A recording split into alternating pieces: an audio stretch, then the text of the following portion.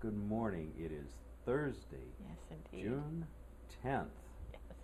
and we're at the Community Media Center, and it is my pleasure to be interviewing Michele Crew for our oral history project. She's going to interview today. So, good morning, Michele.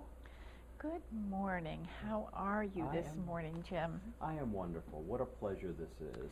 Well, it is for me too. Yes, and let's see. I did say what the date was. It is Yes, June 10th. June 10th already. June 10th. My, how time flies when you're having fun. I know.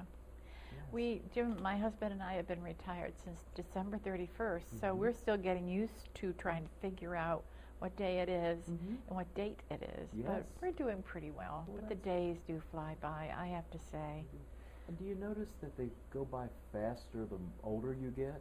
I mean, for me, it Absolutely. seems like that. Oh, absolutely. Don't you remember talking to your parents about when will Christmas ever come, or when will my birthday ever come, Yeah. and getting the response, dear, as you get older, your days are going to go faster. Never wish your time away. That's So true. That's is it very true? Yeah. So, Michele, Yes. what year were you born? I was born in 1940. Okay. I was a July 4th baby. Were you really? Yeah, Oh, which very is really patriotic. a fun day Yes, to it be is. born. There's always parties on July 4th. Absolutely. And of course, when I was young, my parents told me that it was because of my birthday that everybody had a parade and celebrated. And I told my children that, and they believed it for years. Fantastic. Now, where did you grow up? I grew up in Endicott, New York. Endicott, New York. Is that upstate? It is upstate. It is about 15 miles from the border of Pennsylvania, right in the center of Oh. the state. Okay. And Binghamton, you may have heard of Mhm, Binghamton. sure. Yeah, south of Ithaca, about Yes. 40 miles or so. Great place to grow up. Uh-huh. Really small little town. Right. And my mom and dad and my sister and I lived, on a typical suburban street, as Mhm. you would know it. And, life was good back then. It really was. Yes. What did you do as a little girl? What did I do as a little girl? I played a lot. Well, playing's good. What kind of games did you play? Oh, a lot of hide and seek and a lot of doll games with the girls in the neighborhood. House, There were a lot of boys in the neighborhood too, so we used to play Cowboys and Indians a lot too. Now, Isn't that ridiculous? yeah. Now, would you consider the neighborhood, was it like suburban, or were you in a city girl? You were in a town? I was in a town. It's a small town. It's Okay. actually a little town, an organized town outside of Endicott Mhm. called Union District. Okay. And my father was an entrepreneur there. He had a couple of businesses, and it was broad streets with lots of big houses on either side with big trees. I mean, it was the childhood that we all would like to have come from. I was very fortunate. I Sort really of was. like Leave It to Beaver, maybe? Yeah, that probably. kind of thing. Yeah. Yeah, So probably. you had a lot of neighbors that you played with? Some, yes, Mhm. yeah, Mhm. there were a lot of kids in the neighborhood, Mm. and I walked to school. I walked to school a mile every Mhm. day, Mhm. back and forth, Okay. and never thought a thing about it. It Mhm. was what you did, Mhm. and if it was bad, I could take the bus, Mhm. and it was the public transit. Right. Not You school know? buses. You take the No, public transit. Right. And I never thought a thing about it. Neither did Mhm. my parents, because that was what you did, and it was Sure. safe, Mhm. and everybody was friendly. And it's sad those days are gone. It Now, really how is. long did you stay there? How old were you when you left? I left after I graduated from high school. Okay, so you went and- through grade school, middle school, and high school there. I did. And then I went to Rochester Institute of Technology in Rochester, New York. And I went there for interior decorating. Mm-hmm. I was going to be a designer. Yeah. And it didn't work out so well. That happens, yeah. That happens. Yeah. It just wasn't my cup of tea. Yeah. And RIT at that time was a urban campus, so Mhm. everything was on concrete, big brick buildings, old Mhm. brick buildings. The faculty were marvelous. They were, except that it was just not what I had experienced in my life. It was Sure. totally different. So I didn't do as well as I could have there. But I did finish out at Parsons College in Iowa, Mm-hmm. and that's where I met my husband. So you went from New York State to Iowa. Mm-hmm. Do you believe it? Yeah, how'd that happen? Not, just did. Okay. I was looking for a small college, Okay. and the I can't think of the name of the group of college counselors who helped students kind of find their way. Mm-hmm. You know, back then high schools didn't, they talked about college, but they didn't really have the same kind of information or direction Right. that students do today. Sure. And so it was hard to really figure out where I wanted to go. So we went to New York City to this counselor. You'd know the name if I could remember it. That's okay. And he said, there's this great little college in Iowa, small town in Iowa. It's a wonderful little school, and I was interested in fine arts. Okay. So I was a fine arts major. Did that work for you? I did. Okay. Good. Yeah, so I'm an artist, Yeah. but I've not done anything with it since graduation. That happens to so many students. I know, Yeah. I know. But that's okay. That's you all got right. a good degree and you loved it? I loved it there. It's where I met my husband, and it was a great atmosphere. It really was. It was exactly what I needed. Small, you know, and you could become friends with many different people, and it was great. Yeah, it was great. Before we leave school, can we go back to grade school? Oh, sure. When you were in grade school, did you stay with the same group of students throughout? I mean, when you first grade, second grade, third grade, was it Yeah. that kind of an atmosphere? I went to a parochial school, and yes, because the class sizes were small. I think there were like 25 of us, Right. and I believe it got smaller a little bit as we grew older. And I left that. I graduated in the 9th grade from that school. But then I went to a public high school where I had to meet brand new people. Right. Nobody from the parochial school went to the public school. Everybody continued on with the parochial Right. high school. Okay. But my father felt that I needed to be a little more open in my perspective. So you went in a different direction. Yeah, I did. And it was wonderful. Sure. I mean, it was wonderful. It was Yeah. scary at first, I'm but sure it was, yeah. But it was challenging, and it was great fun. Have you stayed in contact with any of the kids from grade school? Some, not many. Yeah. That's pretty neat though, isn't it? Yeah, it is. It's very neat. Yeah. You know, in some ways, I wish that I had done that better, because I went back for my 50th high school reunion. Doesn't make you go, doesn't it though? But I went back for that, and knew a few people, but you know, was sorry that I hadn't either stayed in that town maybe, or kept better relationships going with these people. But yeah, it was great. It is what it is. It is what it is, and unfortunately, Parsons College went out of business. Oh. So, you know, we have lost track. Both my husband and I have lost track of a lot of people, and there's nowhere to go to find where they are. Right. You know, because the records went to the University of Iowa, and I have no clue Yeah, it's too bad. at this point, you know, how to reach anybody. So after college, what happened? Got married. Okay, good. Got married and moved to Chicago. And my husband was in a management training program with Marshall Field and Company. And I went to work part-time for Marshall Field in the furniture department, which is nothing. But then we started having babies and moved to Evanston, which is north of Chicago, a suburb, and loved it there. It was, again, beautiful area with lovely people, parks everywhere. So it was a wonderful place to have children and you know, let them begin to grow up. And so that was a great experience. How many children did you have, Michele? I have 3 daughters. Okay. 3 daughters. The oldest now is 46. Can you believe it? And we were we were in Chicago until about 1969. And then we moved to New York State. We moved to Long Island, Oyster Bay, New York, and stayed there for about 2 years. My husband at that time had moved into healthcare administration, and opportunities in New York were a little greater than they were in Chicago. Sure. So we went there, and we were there for about 2 years, and then for whatever reason, Jim decided to test out the waters in Baltimore at Sinai. Okay. So we moved down here at that point. And so we've been in Baltimore since about 1972. Now, do you live in Baltimore now, or are you here in Carroll County? No, we're here in Carroll County.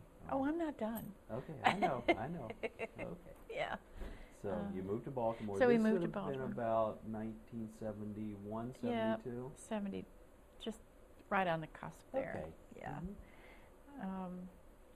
Moved to Owings Mills, and he was there for quite a while, and then I started my career when my youngest daughter was in school all day. Okay. And helped found and grow an organization in Baltimore called New Directions for Women. And it wasn't federally funded, but it was funded by a women's organization out of D.C. who were offering career counseling for women returning to work. And I saw this great article in the paper thinking, gee, I don't really have any background, but maybe they can help me find a job. And they had just opened their office. And there's one person there. So I went down and she said, well, no, I don't really have any jobs for artists, so why don't you come and volunteer with us? And then the next time I went down, she was gone. Okay. You know, but there were 2 other people there, and we started talking about what a great idea this is. And so we took it from a person who interviewed me once, and I think them once, to an organization that was statewide that had employees, 50 employees, full-time employees, and about 100 volunteers. Wow. And we were offering courses all over the state on how to return to work, how to prepare yourself for employment, you know, how to write a resume, all of those things that women really were not provided. Probably women weren't that interested in it either. We were doing courses at Goucher and at University of Maryland. We had funding from the city, from the state, from the feds, from foundations. We worked with the employer community in Baltimore, which was quite extensive. And we put the place on the map. We wrote legislation for what was then called displaced homemakers, basically women who were returning to work who had no resources, no education, whatever. And so we wrote legislation for that in Maryland. We're the second state to do it, actually. California was the first. And we worked with them on the legislation, so I was really lucky. I mean, I really was so lucky. Very progressive. So I worked with that, and then we became center of attention for this whole movement. And as the PR director for this organization, I was working with media all over the country, you know, with columnists, with magazines and national news, and it was fun. I loved it. So I think we really helped the movement of helping women get back to work and equality. And it was kind of parallel with the whole civil rights time. So there was an interest, I think, on the part of everybody to kind of put their toe in the water and see what this really meant. And also non-traditional jobs for women. Sure. And that was a thing that I was really interested in. Talked to so many women who wanted to be, you know, engineers or bricklayers or truck drivers. Right. Sure. and what a difference it made in the lives of those people. Mhm. I'll tell you, BGE was one of the first companies that really opened their door that we were aware of, Mhm. that we worked with, and they just couldn't say enough about the stuff that we were doing to help. Wonderful. Yeah, Mhm. it was really an exciting time period. And I was there about 10 years, and I loved it. Very exciting. Very, very exciting. Then I went with Baltimore County government Mhm. in their CETA organization, federally funded, helping people get back to work. Comprehensive Employment and Training. Exactly. Mhm. And I worked for Myra Shapiro. I don't know if anybody remembers Myra, but she was a great person. She was a character. She was a free thinker, Mhm. and she was very progressive in her thinking. And we took that little tiny organization that was serving just a few people to a county-wide organization with offices all over the county. Created all kinds of training programs and outreach programs to for students in particular, mostly in the outreach offices, but all kinds of different training opportunities that were fabulous, Yes. fabulous. Fantastic program to help people who were disadvantaged get training so they could become employed and become workers in the community. Yes. And you had summer programs. Summer We did. programs for students. We did. Mhm. And actually, I did a few media pieces with Oprah Winfrey when she was here, when she was on news, and then when she had the People Are Talking show, Mhm. we did a feature on that, and then she did a panel of, and I don't remember who else was on the panel, but other people in the community Mhm. who were helping others with career planning. And I'll never forget it. I mean, she was Oprah, Yes. you know, and she was lovely. Yes. Yeah, she And was she lovely. still is. She still is. Yes. So that was great. I mean, I just loved it. You know, see, I've had a wonderful career. It sounds like it. Yep, yep. Going back one step, at New Directions, I also did a lot of the fundraising. So I did a lot of grant writing. And when I left the county, I decided that I really wanted to strike out on my own a little bit. So I had a partner, and she was a business management major. She had her master's in, I can't remember exactly, but it was business management. So she took the business side of stuff, and I did the promotion and the public relations and the fundraising side of this company. Okay. We never advertised, but we were busy all the time. Wow. We worked with Citicorp, we worked with colleges, we worked with small business, small nonprofits. There was a large event in Baltimore called the it was an international arts program. I can't think of the name of it now. But this organization brought in actors and plays from around the world. Wow. We had 10 different venues in Baltimore City and County where plays were going on from artists from all over the world. It was fabulous. I bet. So I actually did the volunteer program for that. We had 4,000 volunteers. 4,000 volunteers. Now, where did you hold the plays? Where were Well, the they were events? at Goucher College, they were at Center Stage, they were down at the Mechanic, Mhm. they were at churches.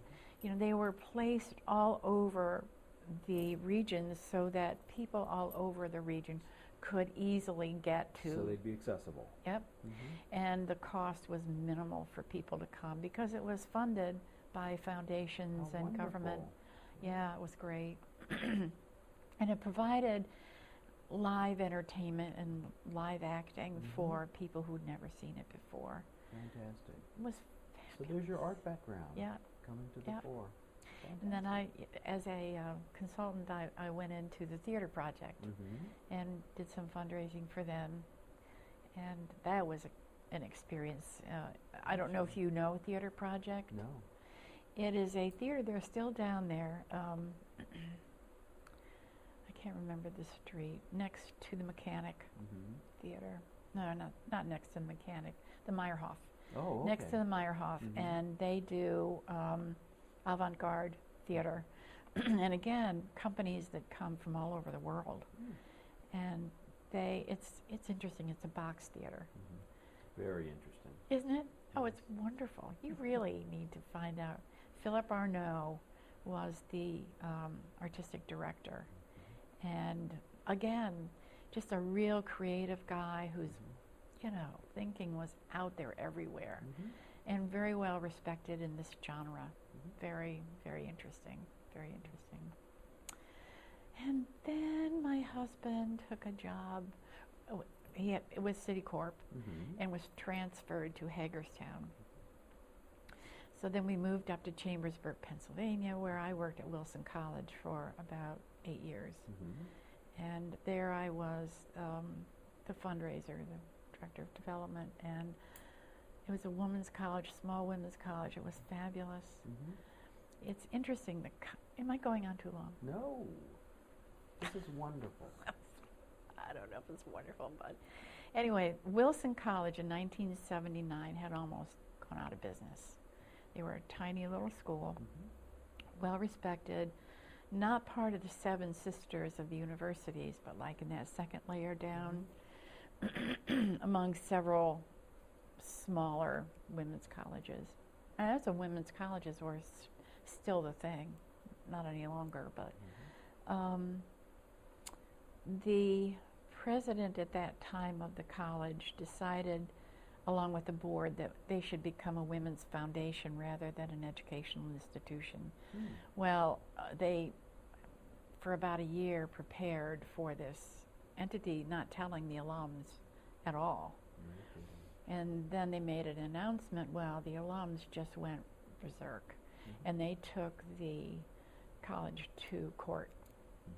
And the judge, it's the first time it's happened, stopped the proceedings and gave the college to the Alumni Association. No kidding. Which was really phenomenal.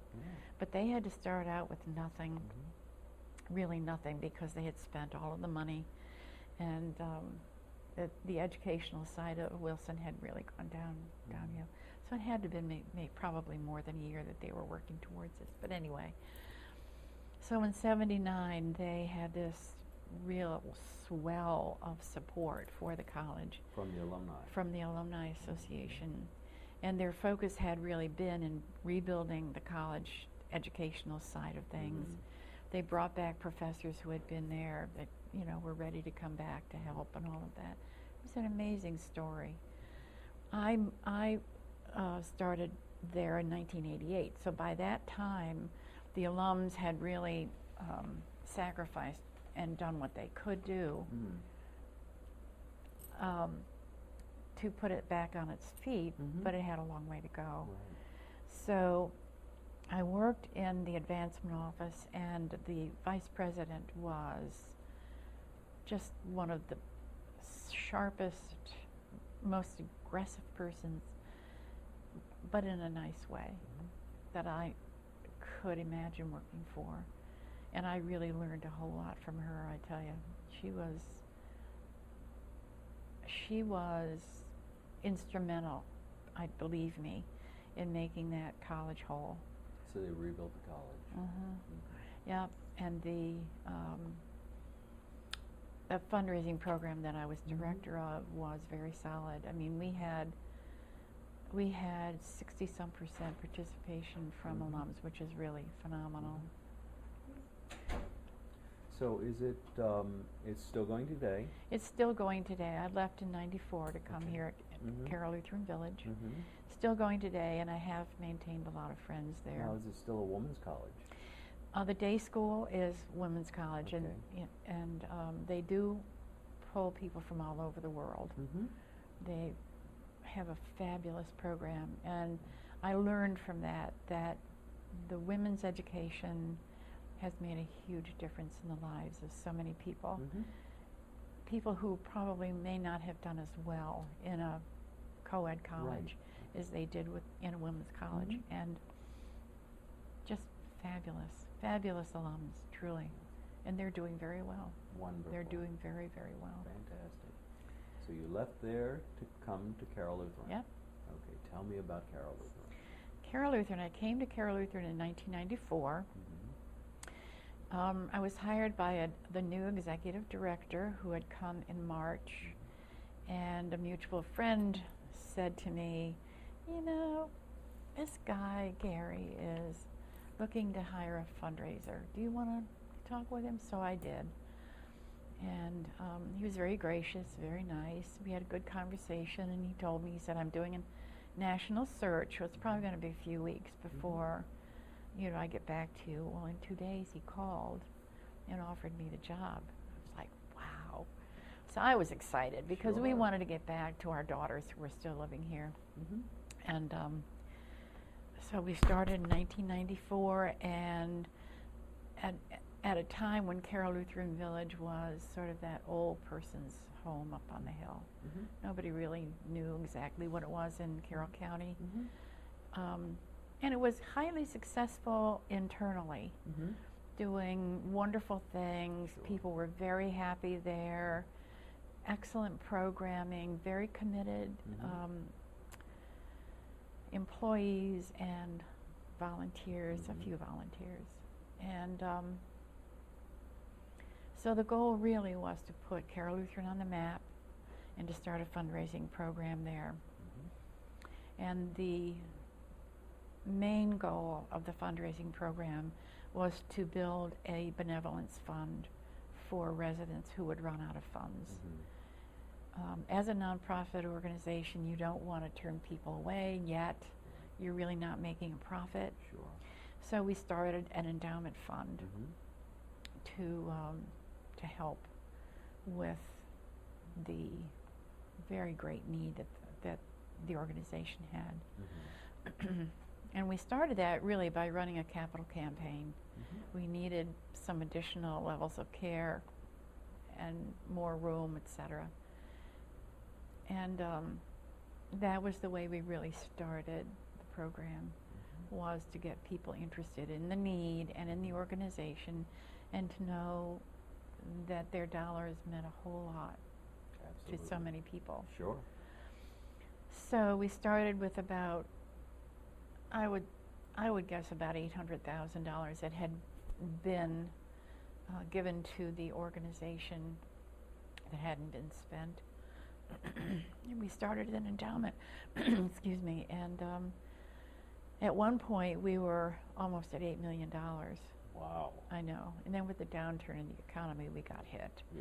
But we were approaching $8 million, and and ran a wonderful capital campaign and started a fundraising program that was really unique in the industry, because in retirement communities it was a new thinking to start to have a fundraising program. And so we became a model for some other organizations who were beginning to think about doing that, which was again great fun. And we were highly successful. Just did wonderful things. Started a golf tournament, still running today. They're approaching $1 million in their net earnings over that period of time, which is not bad. No, not at all. You compare that to other organizations like the hospital. The hospital does a fabulous job as well. Yes, they do. But they have the vendors who can give larger dollars. The Carroll Lutheran Village's donor base was a little bit smaller, and the vendors maybe not as deep pockets. And so I think we did extremely well. And there's been tremendous growth at Carroll Lutheran Village since you've been there. Tremendous growth. As I mentioned earlier, we did add assisted living through a first expansion with the capital campaign. And we added a chapel, and we renovated the healthcare center so that it would be more in line with a full continuum of care. But in, I think it was like 2004, I can't remember dates, but we were able to begin selling more independent living Right. units, homes Mhm. and apartments, and I was the marketing director who did take that and that part of the village need, and so I led that campaign, which was great. And actually, we were able to meet our goals within 8 months, which is unbelievable. I mean, really, I know it's hard for you or others just seeing this to understand, but generally it takes about 1.5 to 2 years to do what we accomplished in 8 months, Sure. which shows you the demand, the need, the value of the reputation that we were able to build out there for the village. People wanted to come. Oh, absolutely. Yeah. And I can tell you, I have a lot of friends that are at Carroll Lutheran Village, and they're very loyal. They love being there, and it's a camaraderie that you don't see everywhere. No, it's a truth. It really is a wonderful place. One of the things Gary has always said is, once you've seen one continuing care retirement community, you've only seen one. You know, because we're all very different, but we're all very lucky in Maryland and Pennsylvania that there are so many accredited continuing care retirement communities who offer wonderful service, and we're all different. Yes. You know, some are larger, some are smaller, some, you know, we do different programming. It's a different atmosphere in each one of us. Yeah. Everyone has their own flavor. Yep, it's the truth. And we're we're competitive in one sense, yet we're very not friendly, but we're comrades. We're comrades in this effort to provide an excellent way for older Americans to live out their lives, and it's a wonderful thing. Yes, And it is. so I finished out my career there after 15 years, and so you can see I had a great career. It sounds like it. What a wonderful trip. Yeah, really, Yeah. truly. What a wonderful adventure you've had. Yeah, definitely. And what does the future look for Michele Crew? Well, you know, Jim and I are still trying to figure that out. We love Carroll County. We love living here. Our daughters are not here in this local area. So we're looking at moving to California. No, we're not either, to Florida. We're moving to Florida, I think. Okay. Yeah, You one haven't of really my daughters. decided. No. Okay. One of my daughters is down there. Okay. And so we're Whereabouts? looking. She's in Oviedo, which is north of Orlando, about 20 minutes. About in the middle of the state then. Yeah. Okay. But we're looking on the East Coast, the Space Coast. Right. Anywhere from Cape Canaveral, Cape Kennedy, down to Melbourne, maybe down to Vero Beach, that stretch. Okay. All of which is not that far from from our grandchildren. Sure. So, And how many grandchildren do you have? I have 6 boys. Okay. Wow. Yep, 6 You boys have 3 daughters. and 6 boys. 6 male grandchildren. Yeah, Interesting. I know, isn't it? Wow. Well, my sister, I had one sister. Mm-hmm. My sister had 3 boys, and she has 6 granddaughters.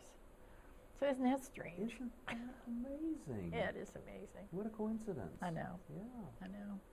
Wow. But anyway, But so I don't know for sure.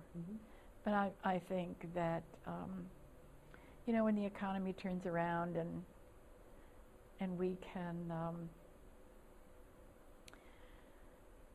find the freedom to move to Florida, I think that's probably what we're going to do. So have you spent some long vacations down there just to get a feel for the place, to make sure that you enjoy it? We were down in February for about 5 weeks. And then we just came back in May from the second month down there. Yeah. And that's really I recommend that people do Absolutely, that, because yeah. you just don't know. My father's went down there to visit. He's on the West Coast, and he went down to visit. He lives in Fort Myron. When he went down there was nothing. I mean, there was the town of Fort Myron, nothing south of that. And he's seen all of that grow up, and he's been there for 20 years now. And he loves it. He wouldn't live anywhere else. Right. But some people go down, and then they decide, oh my, it's too hot, or it's, you know, I like the seasons or whatever. So it's always a good idea to try it for a while, for extended times, just to make sure it's fine. But you've got a lot to draw you there. 6 grandchildren would certainly be a big draw for me. And 3 of those grandchildren are down there, so that is enough to draw us. And Jim and I really love Carroll County, as I said, but we don't love the weather anymore. You know, I used to think it was crazy for people to go south. What's with that? But I don't think I'll miss the snow. And last year, which although it was a very odd year here, with 40-some inches of snow or more, I don't know. But I think it's time. And you know, we've fallen in love with Florida beaches, which breaks your heart if they, you know, with the oil, if that's going to ruin any of them. But yeah, we've fallen in love with the ocean, and I never thought I would. But you know, I just can't wait to really think about moving down there permanently. It's so fantastic. But we'll see. Yes. We'll see. So the adventure will continue. I'm hoping. Yes, I think I'm so. hoping. But Carroll County has changed too, Jim, since we came, both you and I. I mean, when I came, fundraising in Carroll County wasn't that prominent. Of course, you had McDaniel College at that time, Western Maryland College, and the community college was just beginning to, you know, take hold. And so there was some fundraising going on by those 2 entities, not much locally. Of course, McDaniel, Western Maryland, was more national. Sure. And the hospital, their program was just beginning. And so we, you know, I really feel like I was part of the growth and the understanding of people in Carroll County about what fundraising does for them as well as for others. Yes. You've seen some remarkable changes in the county in a little bit of time. When did you first move into the county again? 1994. In 1994, so mid-90s, and here we are in 2010, so 15 years later. What are the changes that you've seen in the county in 15 years? Well, I've seen a county become more sophisticated with regard to openings for women. When I came, there were very few women who had decision-making positions. That's not true anymore. I think there are lots of women who have made wonderful careers here, and I think that's only the beginning. And it only strengthens the whole business aspect of the area and the service aspect as well. I think that's been a big change. I actually remember meeting with some women after I first got here to talk about that, because there were no opportunities at that time. And you know, so I think there's been a big change there. And of course, the fundraising, which I mentioned, that's been a big change. I think the community college growth has made a huge impact on the business community and the students in high school going on to college. Many of them are now choosing the community college with a fabulous reputation. You just can't ask for anything better. The community college has such a profound impact on this community, and I highly recommend students who are, you know, you have a lot of high school graduates that aren't quite sure what they want to do, where they want to go, what they want to be. The community college is a wonderful resource for them to help them. They can stay home. They can be at their home with their family where they're comfortable and convenient, and learn the college life and get those grades, and then transfer to their 4-year college and figure out what they want to do and what they want to be. Wonderful resource in this community, and it's very reasonably priced. It is. I think that's really the trend kind of everywhere. I believe I told you that my daughter and her grandsons are down in Florida, and what they're finding down there, one of my grandsons is of college age, and he's made the choice to go 2 years to a community college down there, and then transferred to a larger school. and for two reasons. Not so much the economy of it, but that's on his mind. Right. Not so much on his parents' mind, but he Sure. thinks about that. Good for him. But because he's really not 100% sure where he wants to go in his career. So to get the core courses and get the base and think about it for a couple of years while he's going to school and working. Many advantages. Smart. Yes, it really, really Smart. makes a lot of sense. Absolutely. And then the first 2 years you're in college are often the first 2 years that students fail. The first 2 years they're away from home, Yeah. they're a little more immature. Yeah. And if you can deal with that when you've still got the support of your family, Yes. often that's all the difference it takes. By the time you're ready to be a junior and a senior, That's right. you've thought about what you want to do, and you realize, I better get those good grades. I better do a little better. You're talking about the maturity factor. Absolutely. Those 2 years, in those 2 years, people changed greatly. Mhm. I mean, from your career. Absolutely. Mine too. I mean, I just can't say more about the community colleges here and all over. They just do a wonderful. They do. Not only that, but look at the opportunities that adults have to go back to school. Exactly. Not necessarily to get a degree, not necessarily an AA degree, but for certificate training, for other training, just a class or two that makes you more employable in the community, that can assist you in the occupation that you're already in. Exactly. Exactly. To help you with advancements. So, what other changes have you seen in the county? Well, I was involved with a couple of organizations that I think have really done very well in this county. One is the hospice organization. I went on the board, I guess, in the early 2000s, maybe 2002. And at that time, they were just beginning to get a strong foothold and became more aligned with the Carroll Hospital Center and the organization decided to start a fundraising program. So I was part of the hiring of Jenny Gambino, who was their first person to be a full-time employee there What for a wonderful fundraising. selection. Oh, she's fabulous. Yes. She's fabulous.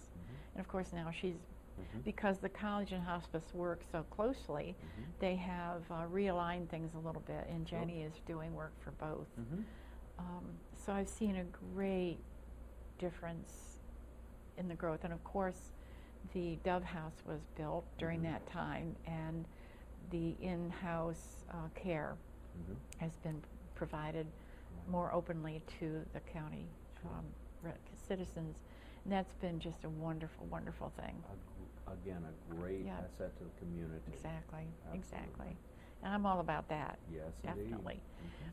And the other thing is I was heavily involved with the Historical Society of Carroll County. And As am I. yes. Are you? That's part of this project. Oh, that's right. Yes, they're our partners. That's right, that's right. I felt so passionate about history in Carroll County, and that this organization is there and organized and has over the years collected so much memorabilia from all over the county. It's incredible. It is incredible. And when I came to the board, Doug Valnosky was president of the board, and Jay Graybeal was the executive director. And there's been some change there. Sure. Timmy Pierce is now the executive director, as you know, and I feel that I was somewhat instrumental because I was chair of the board at that point when she came on. So I feel very strongly about that organization and the foothold that they have again regained after a period of with any organization, it goes through phases like you and I do. Absolutely. But now they're back into the educational thing, and they have such fabulous people that are volunteering. I don't know if everybody in the community realizes what an amazing resource the Historical Society is. Oh, I know. I was doing some research on the Westminster Municipal Band, and I went by to ask if I could get some information. they had a wealth of information there. Mhm. Old press releases, old newspaper articles, just incredible. Mhm. Just amazing resources. Oh my gosh, and They're dedicated wonderful. volunteers Yes, absolutely. who without them couldn't have done what they're doing today. So, before we leave, I just want to talk a Yeah. little bit about, you mentioned that we had 40 some inches of snow this year. Now, in your lifetime, you've lived in upstate New York, you've lived in Chicago, you've lived in Iowa. Tell me about some winter experiences. I bet you've had some snows. Oh my gosh, the one that really came to mind was when my youngest daughter was born in 1967. We were in Evanston, Okay. and they had 28 inches of snow. I was in the hospital, and I know. Yeah. And I was coming home like the next day. To get me home was not that easy with the baby. That was not easy. But when I did get home, our milkman, we had milk delivery back then, all those many thousand. Anyway, had milk delivery, and that milkman had walked 2 blocks to get me milk Oh. for my other 2 daughters. Because he knew. He knew. Yeah. And I'll never forget. You couldn't see the tops of cars. It was just all flat out there. And for him to do that. Michelle, it was a different world. We lived in a different world in those days. Yep, people did How things about like when that. you were a little girl in New York? We had snow, but I don't remember huge snows. Okay. It was snow all the time. Yeah. And it just kept snowing. And nobody plowed the roads. I mean, the main big roads, they Yeah. did. But the side streets, you just kind of kept going on them. Okay. And so when coming from that atmosphere, you learn how to drive and not be afraid of it. Right. Coming here, I think people are not as used to it. So I find that drivers are sometimes a little skittish and not as confident. Or they go the other way and they're overconfident when they shouldn't be. Right, that's true.